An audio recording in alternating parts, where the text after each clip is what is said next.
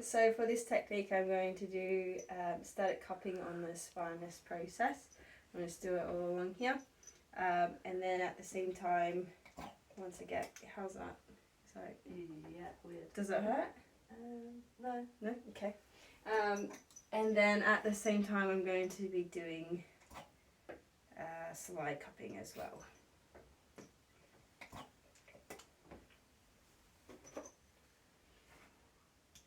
So just give us a shout if it's too tight.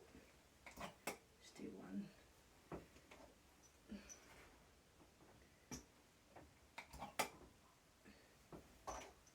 So it shouldn't be painful. Alright, this one might be a little painful.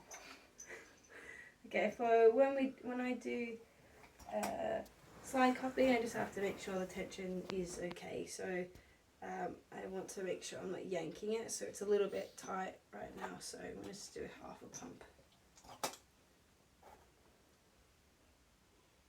And then I'm just going all the way up and all the way down. All good? Yeah. Cool. Alright, beautiful. Yeah, you're good.